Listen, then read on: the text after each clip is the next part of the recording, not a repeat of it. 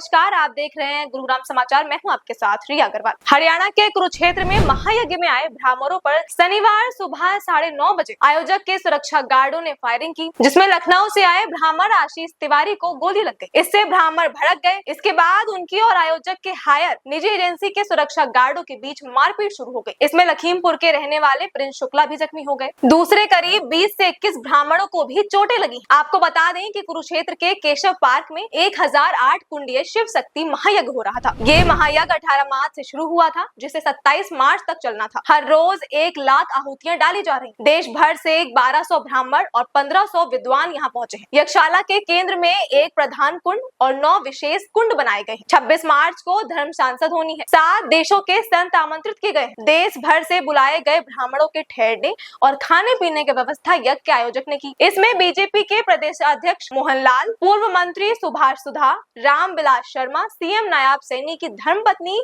सुमन सैनी और पूर्व सांसद सुनीता दुग्गल समेत बीजेपी के कई नेता शामिल हो चुके हैं। और ये विघ्न कोई पहली बार नहीं पड़ रहा। बता दें कि आयोजक की ओर से इस यज्ञ का आयोजन तीसरी बार कराया जा रहा है। साल 2021 में जब पहली बार ये यज्ञ कराया गया था तो पंडाल में आग लग गई, जिसकी वजह से यज्ञ पूरा नहीं हो पाया। दूसरी बार 2023 में जब यज्ञ हुआ तो बरसात के कारण यज्ञ स्थल पर पानी भर गया, जिसकी वजह से यज्ञ में विघ्न पड़ा। और अब तीसरी बार जब यज्ञ हुआ तो फायरिंग होने से विघ्न पड़ गया। फायरिंग होने से ब्राह्मण भड़क गए। वो यज्ञशाला से बाहर निकले और तोड़फोड़ शुरू कर दी। गुस्साए ब्राह्मणों ने महायज्ञ की यज्ञशाला का मुख्य द्वार तक तोड़ दिया। डंडे पत्थरों से रोड पर लगे बैनर और होर्डिंग भी फाड़ दिए। फिर उन्होंने थीम पार्क के बाहर कुरुक्षेत्र और कैथल रोड पर जाम लगा दिया। वहां से गुजरने वाली गाड़ियों को जबरन रोकना शुरू कर दिया। बवाल मचने का पता चलते ही कुरुक्षेत्र पुलिस वहां पहुंची। पुलिस ने ब्राह्मणों को शांत करने की कोशिश की।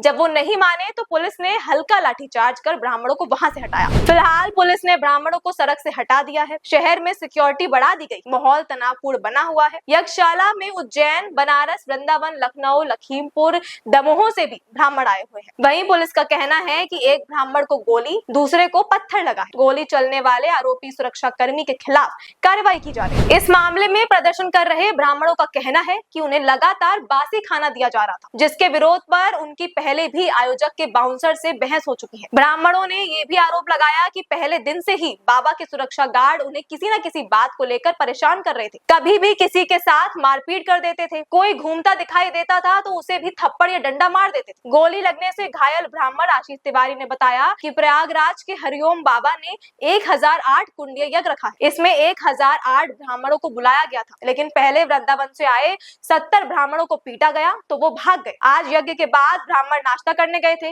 नाश्ते में बदबू आ रही थी। उन्होंने विरोध किया तो गार्ड ने गाली दी। उन्होंने कहा कि वे बाबा से शिकायत करने जा रहे हैं। इस पर गार्ड ने उन पर लाठी चार्ज कर दी, ईंटें फेंकी, गोलियां चलाई। गोली चलाने वाले गार्ड सरकारी नहीं, निजी गार्ड। एमपी से आए ब्राह्मण प्रशांत ने हमलावर की पहचान बताते हुए कहा कि 6 फायर किए। गोली मारने वाला गुरुजी के पास आया था। उसने सफेद कपड़े पहने थे। उसका मुंह भी नहीं ढका था। खाना खाने जा रहे थे तो गाली गलौज की। ब्राह्मणों को लाठी डंडे लेकर मारने के लिए काफी दूर तक पीछा किया। एक ब्राह्मण को गोली मारी। वहीं अपनी सफाई में आयोजक स्वामी शुभ बोले कि ये काम किसी शरारती तत्व ने किया है। उन्होंने कहा कि वे खुद भी मामले की जांच कर रहे हैं और वे क्यों चाहेंगे कि उनके यज्ञ में कोई विघ्न हो। जो आरोपी होगा उस पर कड़ी कार्रवाई की जाएगी। सवाल ये है कि इतना बड़ा यज्ञ होता है जहां बीजेपी के कई नेता शामिल होते हैं और वहां से ऐसी घटनाओं का सामने आना जहां ब्राह्मण आयोजनकर्ता के सुरक्षा बलों पर हिंसा का आरोप लगाते हैं। ये सुरक्षा पर अपने आप में सवाल। क्या सिर्फ मंत्रियों के लिए ही सुरक्षा को बढ़ाना जाना चाहिए? और इस घटना के बाद शांतिपूर्ण तरीके से यज्ञ होना कितना संभव है और सुरक्षा की व्यवस्था कैसे करेगी सरकार, ये देखना अभी बाकी है। तमाम ऐसी खबरों के लिए देखते रहें गुरुग्राम समाचार। धन्यवाद।